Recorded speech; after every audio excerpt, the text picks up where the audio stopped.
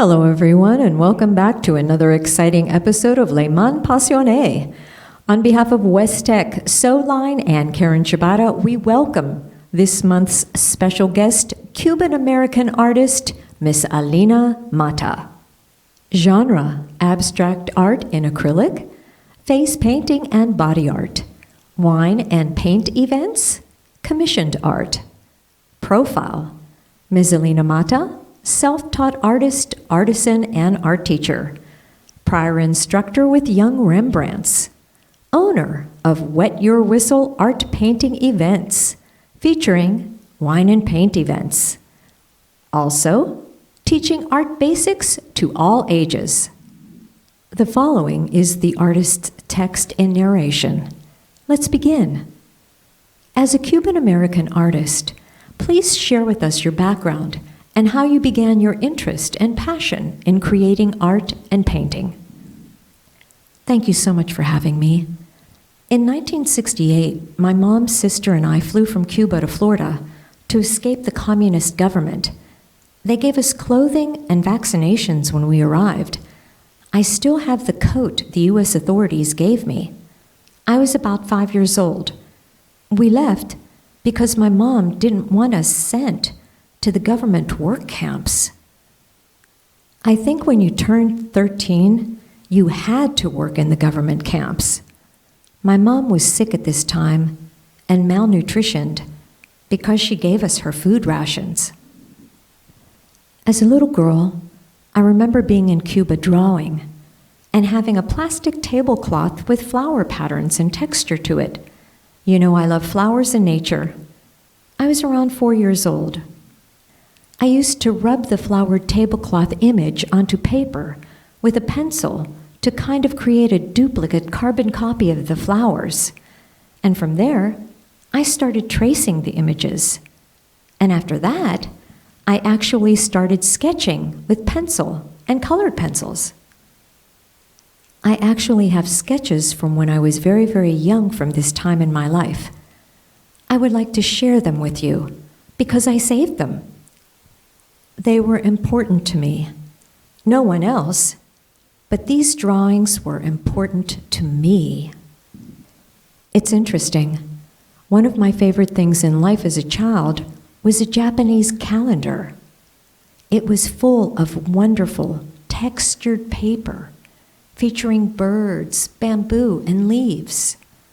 I think I was in 3rd grade, and I would freehand the image and copy it. I remember the Japanese calendar had such beautiful paper, and I loved the images. This Japanese calendar meant so much to me. I looked at it with simplicity and such beauty. You know, I am so connected to nature and texture. It just did something to my spirit inside. I kept this Japanese calendar for a long, long time. I will share with you some of my original drawings from way back when. This is why I believe that God gave me this very special gift of art. The problem was that, because of lack of money and the need of survival, no one ever encouraged me to draw. As a matter of fact, everyone around me, my entire life, for over 40 years, discouraged my creative spirit of drawing, painting, and creating wonderful art objects. They almost killed my spirit, but I fought from deep inside and prayed so that someday I could be the artist that I believe God created me to be. I can't tell you how many times throughout my life that I would create something beautiful, a painting, a craft object, a shadow box, an abstract, a purse. And then a family member would completely squash my creativity and spirit by saying, "What are you doing that for? You should be washing dishes." This was so disheartening that sometimes I would just stop. It took over 40 years. My children were now grown. I finally had the strength and courage to say, "Now is my time." I started a website in 2003 called Wet Your Whistle, whereby I would do wine and paint parties. It was awesome to get together with others to paint. I would also do face painting at local events and festivals. From there, I really got encouraged to paint even more, and I was getting a chance to do commissioned work. It was amazing because people were actually paying me to do art. I was finally doing what God put me here to do. I just want everyone to know it's never too late to begin your true passion. One thing I want to tell your readers and listeners is that I have been diagnosed with extreme anxiety, and this is important for people to know. Anxiety is a very real illness. You can feel so bad about yourself. You want to be social, but you can't. Art has become my saving grace.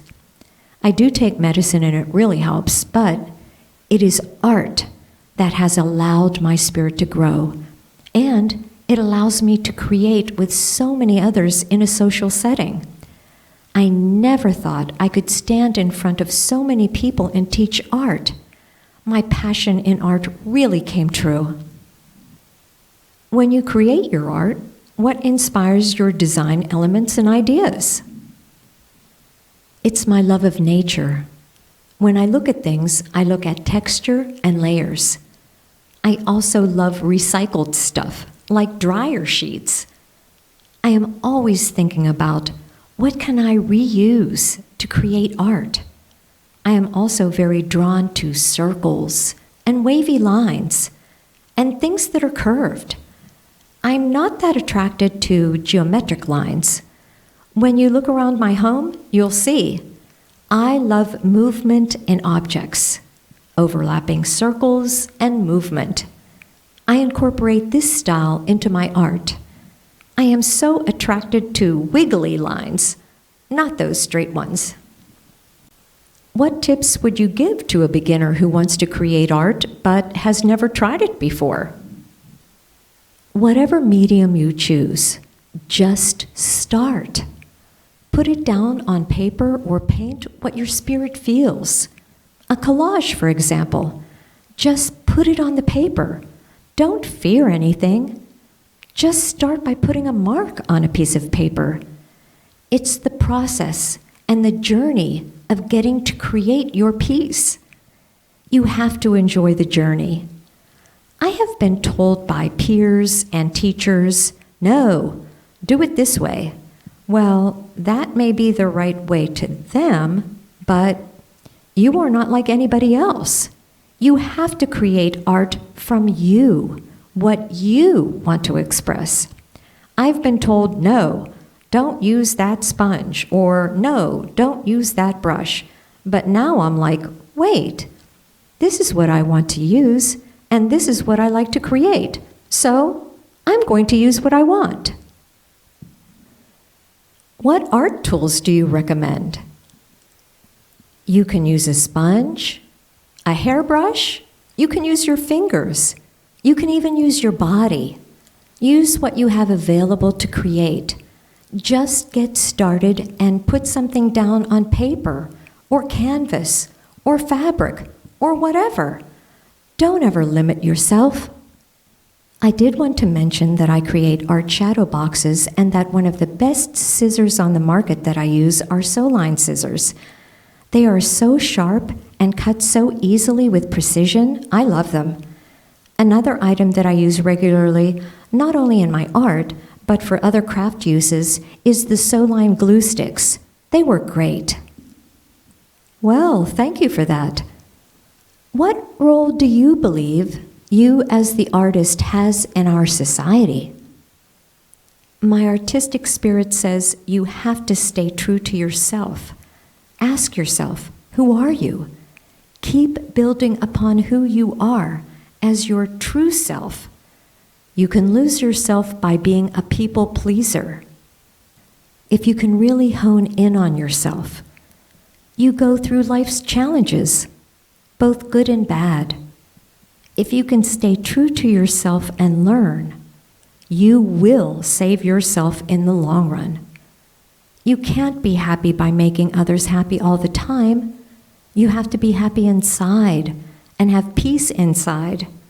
You have to be the most important person first so that you can go out into the world and be your best, representing your best self by giving to others.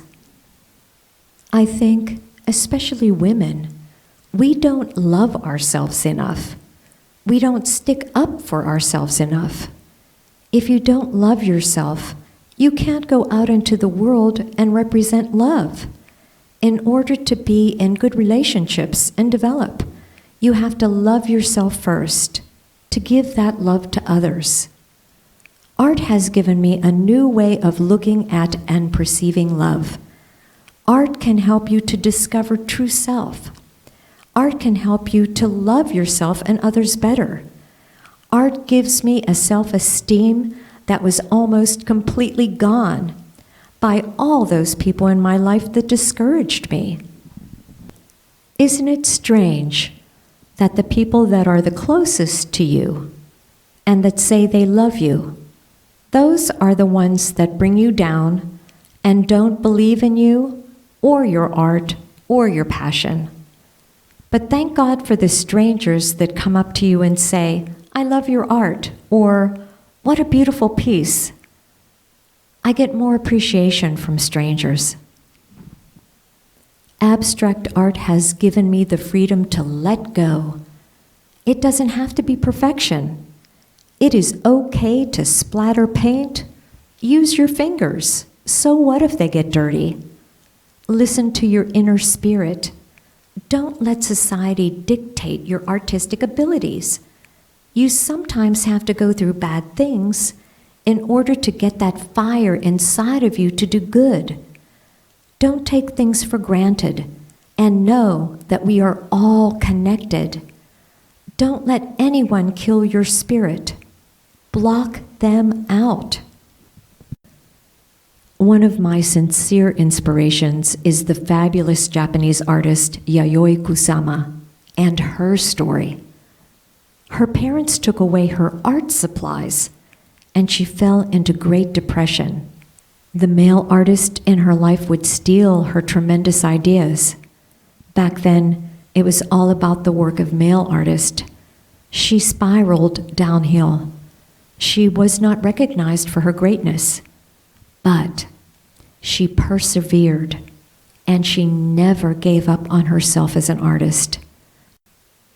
Now, after many years, she is finally recognized for her true artistic greatness and incredible creativity.